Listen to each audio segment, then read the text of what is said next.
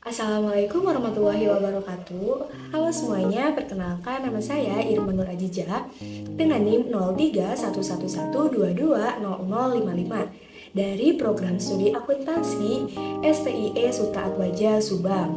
Nah, dalam kesempatan kali ini saya akan memaparkan mengenai materi tata kelola etis perusahaan dan akuntabilitas guna memenuhi tugas akhir mata kuliah Hukum Bisnis dan Etika Profesi Akuntansi dengan dosen pengampu Bunda Sri Mulyati SE MSI. Berikut ini ada beberapa poin materi yang akan disampaikan, yaitu yang pertama ada tata kelola dan kerangka kerja akuntabilitas modern bagi pemegang saham dan pemangku kepentingan lainnya. Lalu yang kedua ada ancaman terhadap tata kelola yang baik dan akuntabilitas. Lalu ada elemen kunci tata kelola perusahaan dan akuntabilitas. Kemudian ada kewajiban direktur dan pejabat. Dan yang terakhir ada studi kasus. Langsung saja pada materi yang pertama, yaitu mengenai tata kelola dan kerangka kerja akuntabilitas modern bagi pemegang saham dan pemangku kepentingan lainnya. Yang pertama ini ada ekspektasi baru, kerangka kerja untuk mengembalikan kredibilitas. Pemangku kepentingan menemukan bahwa mereka bisa memiliki dampak yang signifikan terhadap pasar konsumen perusahaan, pasar modal, dan dukungan perusahaan yang ditawarkan oleh kelompok pemangku kepentingan lainnya, seperti karyawan dan pemberi pinjaman. Reputasi perusahaan bisa akan terpengaruh oleh kepentingan yang marah.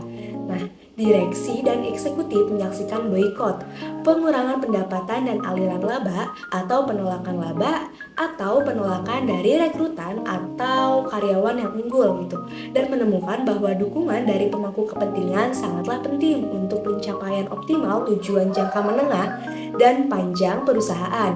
Nah, beberapa direksi dan eksekutif menginginkan dukungan itu, dan dengan bantuan akademisi lainnya gitu, sebuah tata kelola dan kerangka kerja akuntabilitas baru dikembangkan, lengkap dengan alat-alat dan teknik yang baru. Lalu selanjutnya ada akuntabilitas kepada pemegang saham atau pemangku kepentingan lain. Nah, dengan skandal perusahaan yang baru-baru ini terjadi dan kapasitas pemangku kepentingan yang didokumentasikan untuk mempengaruhi pencapaian tujuan perusahaan, akan baik dalam cakupan tugas direksi untuk melindungi kepentingan pemegang saham dan untuk bersikap waspada dengan mempertimbangkan kepentingan pemangku kepentingan saat membuat struktur tata kelola. Karena pemangku kepentingan berpotensi menimbulkan konflik dengan beberapa kepentingan saham, banyak negara telah secara resmi mengubah undang-undang yang mengatur pendirian perusahaan untuk memungkinkan direksi untuk memperhitungkan pemangku kepentingan dan memilih satu atau yang lain, atau memilih solusi kombinasi. Nah, untungnya perspektif jangka panjang pemegang saham sering bertepatan dengan pemangku kepentingan. Lalu selanjutnya ada tata kelola untuk akuntabilitas pemangku kepentingan yang luas. Yang pertama ini ada proses tata kelola berdasarkan pemangku kepentingan. Untuk meminimalkan reaksi pemangku kepentingan yang membahayakan dan mengoptimalkan peluang di masa depan, perusahaan harus menilai bagaimana tindakan mereka berpengaruh terhadap kepentingan kelompok pemangku kepentingan mereka yang penting. Nah, hal ini telah menjadi fokus yang mendasari pemindahan lingkungan dan isu-isu manajemen selama beberapa dekade. Apa yang telah berubah adalah bahwa analisis dampak pemangku kepentingan baru-baru ini telah dikembangkan secara signifikan sebagai alat yang digunakan dalam pemeriksaan, pemeringkatan, dan penilaian kepentingan pemangku kepentingan ke titik di mana memasukkan mereka ke dalam proses tata kelola sekarang menjadi layak dan diinginkan. Nah, lalu selanjutnya ada mengidentifikasi nilai-nilai organisasi landasan perilaku.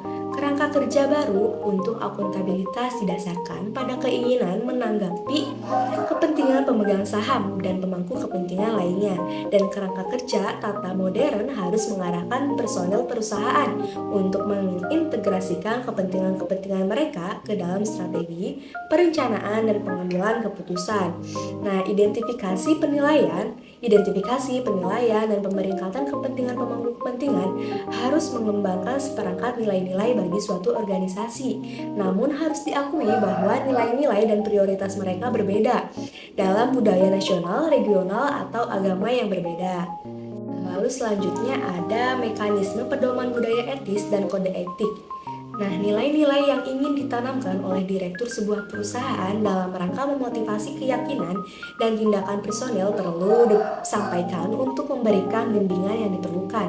Nah, biasanya bimbingan tersebut berbentuk kode etik yang menyatakan nilai-nilai yang dipilih, prinsip-prinsip yang mengalir dari nilai-nilai, dan peraturan yang harus diikuti untuk memastikan bahwa nilai-nilai yang sesuai telah dihormati. Misalnya, prinsip-prinsip lebih berguna daripada hanya aturan karena prinsip dapat memfasilitasi interpretasi ketika keadaan yang ditemui tidak tepat seperti aturan yang ditentukan. Nah, sayangnya kode etik yang terdiri sendiri mungkin tidak lebih dari seni etis yang menggantung di dinding tetapi jarang dipelajari dan diikuti. Sebuah kode harus menjadi subjek dari sesi pelatihan bagi karyawan yang baru bergabung dengan sebuah organisasi dengan sesi pemutakhiran. Selain itu, perilaku etis yang diharapkan harus dirujuk dalam pidato atau dan newsletter oleh manajemen puncak sesering mereka menyebut program kesehatan dan keselamatan atau anti polusi mereka. Misalnya, jika tidak, topik yang lain akan dipandang kurang penting oleh karyawan. Lalu selanjutnya pada materi yang kedua yaitu mengenai ancaman terhadap tata kelola yang baik dan akuntabilitas. Asumsi bahwa personel secara otomatis akan termotivasi untuk berperilaku sebagaimana yang diinginkan oleh pemilik tidak lagi berlaku. Orang-orang lebih termotivasi untuk kepentingan diri sendiri daripada di masa lalu. Dan hal ini memungkinkan berasal dari budaya yang berbeda yang menekankan prioritas tugas yang berbeda. Maka akibatnya ada kebutuhan yang lebih besar untuk membuat panduan yang lebih jelas dan efektif untuk mengidentifikasi dan mengelola ancaman terhadap tata kelola yang baik dan akuntabilitas.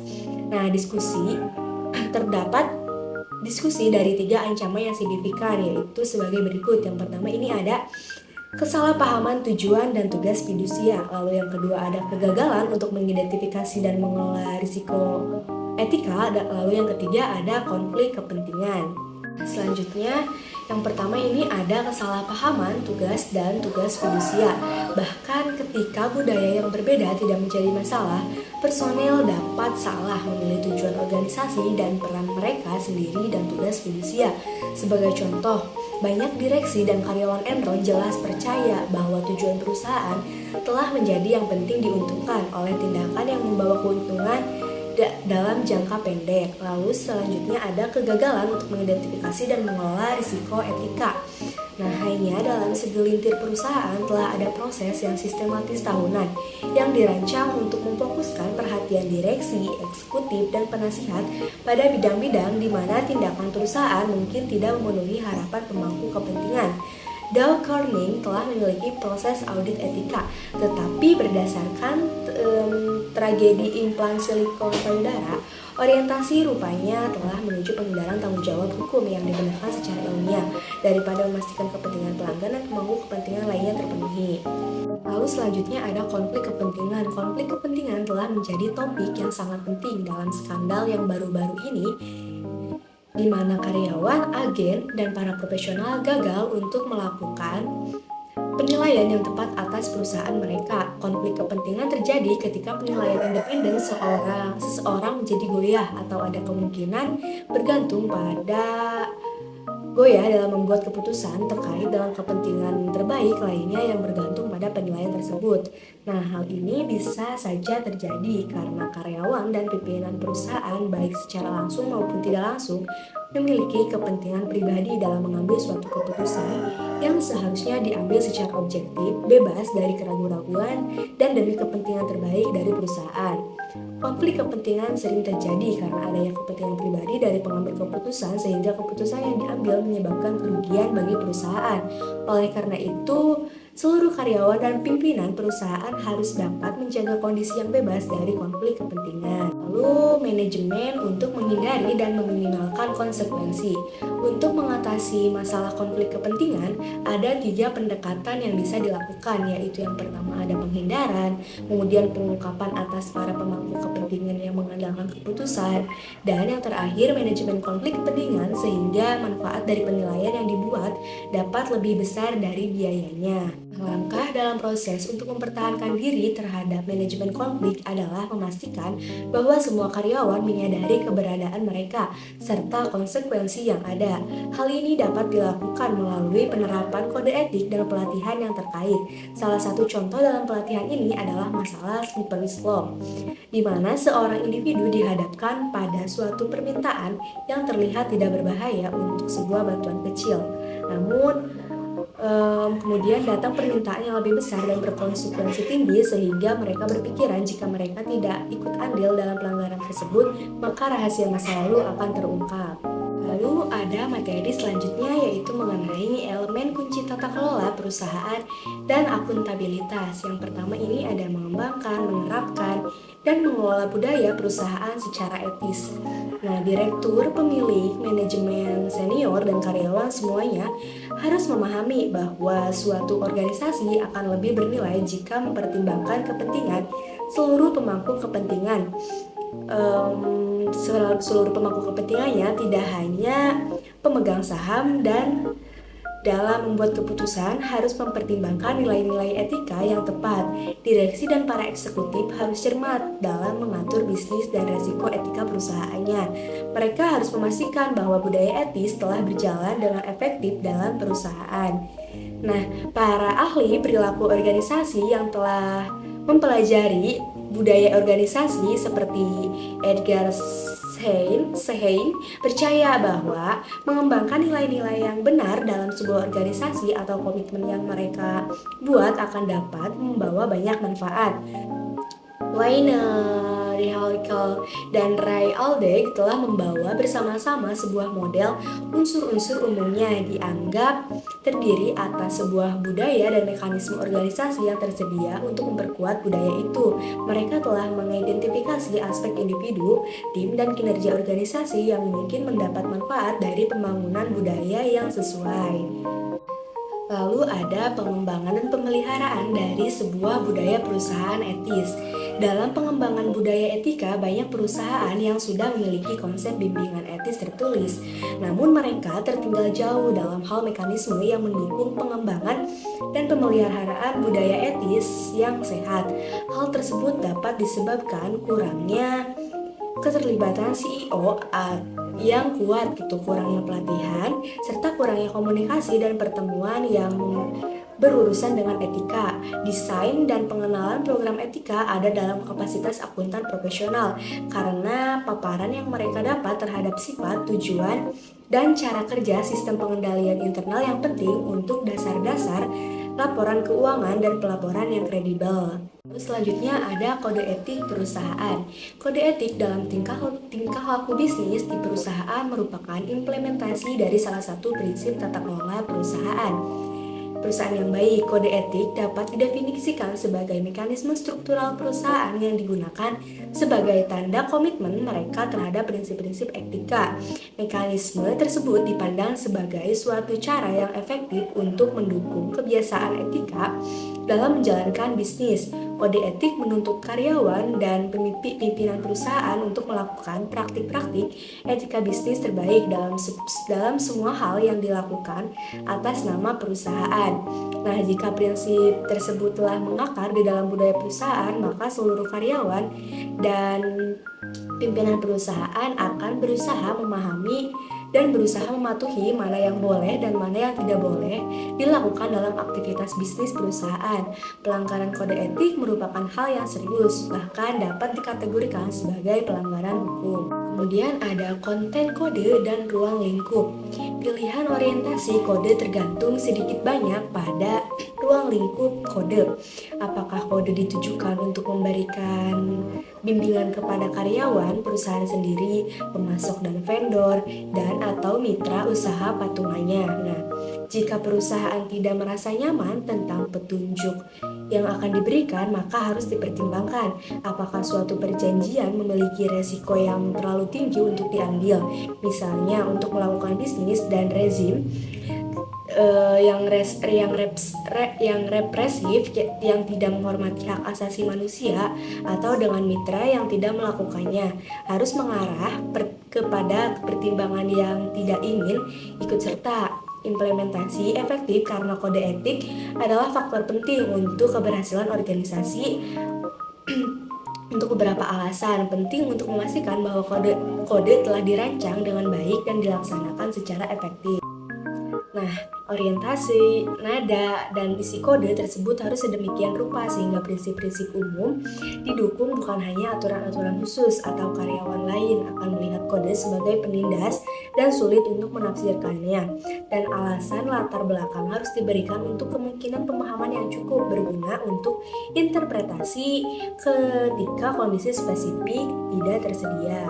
Lalu ada etika kepemimpinan. Salah satu unsur penting dari tata kelola dan akuntabilitas perusahaan adalah to at the top. Dan peran pemimpin dalam membangun, membina, dan melaksanakan dan memantau budaya perusahaan yang diharapkan. Jika para pemimpin senior atau junior hanya bersuara untuk menyatakan nilai-nilai yang diinginkan di dalam perusahaan, maka karyawan akan mempertimbangkan hal tersebut sebagai sesuatu yang tidak patut diperhatikan. Nah, meskipun budaya formal organisasi menetapkan nilai tersebut, namun jika tidak didukung oleh budaya informal, maka hal tersebut hanya akan dianggap sebagai suatu ocehan atau istilah lainnya window dressing.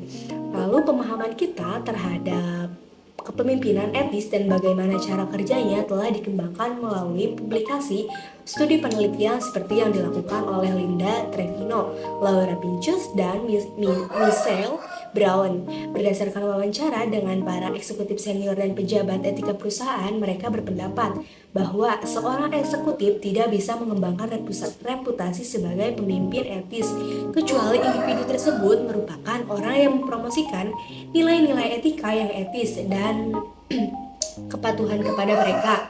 Dalam istilah mereka, eksekutif hanya menjadi orang yang bermoral dan manajer bermoral untuk mengembangkan reputasi untuk pemimpin yang etis. Nah, kemudian ada materi yang terakhir yaitu mengenai kewajiban direktur dan pejabat. Tata kelola etika dan akuntabilitas perusahaan bukan hanya sekedar bisnis yang bagus, namun merupakan suatu hukum. SOX Seksi 404 mengharuskan perusahaan meneliti efektivitas sistem pengendalian internal mereka terkait dengan pelaporan keuangan. CEO, CFO, dan auditor harus melaporkan dan menyatakan efektivitas tersebut.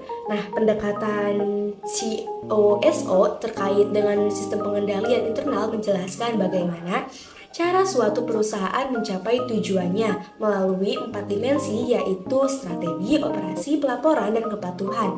Nah, melalui 4 dimensi tersebut, kerangka manajemen etika melibatkan 8 unsur yang saling terkait mengenai cara manajemen menjalankan perusahaan dan bagaimana mereka terintegrasi dengan proses manajemen yang meliputi lingkungan internal, penetapan tujuan, identifikasi kejadian, penilaian risiko, kemudian tanggapan terhadap risiko, aktivitas pengendalian, informasi dan komunikasi, dan pemantauan atau monitoring.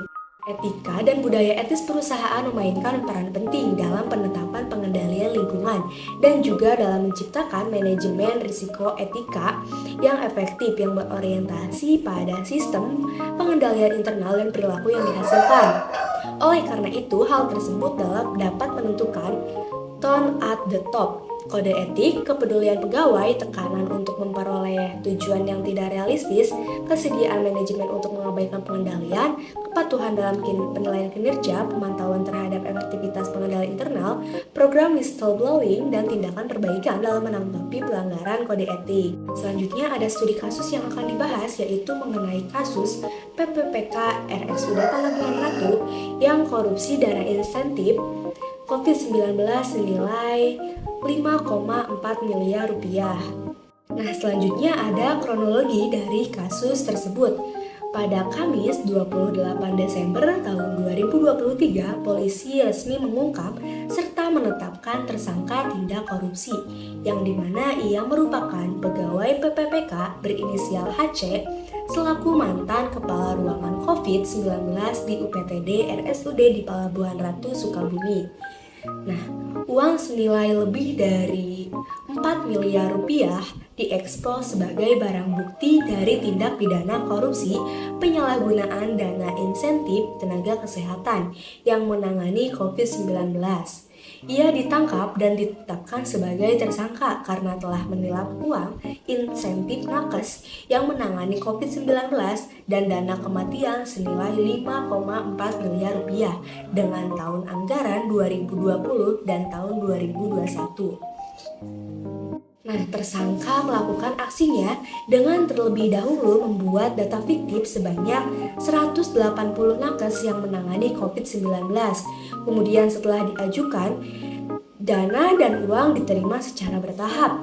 Kemudian uang tersebut dialokasikan untuk kas rumah sakit dan keperluan pribadi perilaku, di antaranya pembelian sebuah mobil. Nah, uang tersebut bersumber dari APBN dan APBD.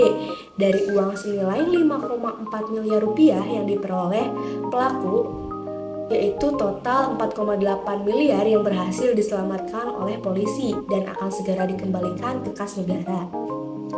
Polisi menyebut dan akan mengembangkan kasus ini karena tak menutup kemungkinan terdapat tersangka lain yang terlibat. Kemudian akibat perbuatannya, HC dijerat dengan pasal 2 ayat 1 dan pasal 3 Undang-Undang Nomor 31 Tahun 1999 sebagaimana diubah dalam Undang-Undang Nomor 20 Tahun 2021 tentang pemberantasan tindak korupsi dan diancam dengan pidana maksimal 20 tahun penjara dan denda maksimal 20 miliar. Nah, maka setelah membaca gitu serta mengetahui mengenai kasus tersebut, jika dikaitkan dengan etika profesi, ia telah melanggar kode etika seorang tenaga kesehatan yang dimana hal itu sangat tidak dibenarkan. Ia telah melanggar kode etik integritas, akuntabilitas, serta profesionalisme. Tindakan korupsi sangat merugikan berbagai pihak, serta dianggap perbuatan yang tidak etis secara etika. Maka dari itu, hindarilah hal-hal yang dapat merugikan diri sendiri dan merugikan orang lain. Karena hal itu akan berdampak besar gitu terhadap kita sendiri yang melakukannya dan terhadap orang lain yang akan merasakan dampak tersebut. Baik, mungkin cukup sekian yang dapat saya sampaikan. Mohon maaf bila terdapat kesalahan.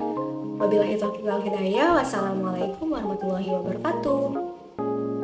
Terima kasih.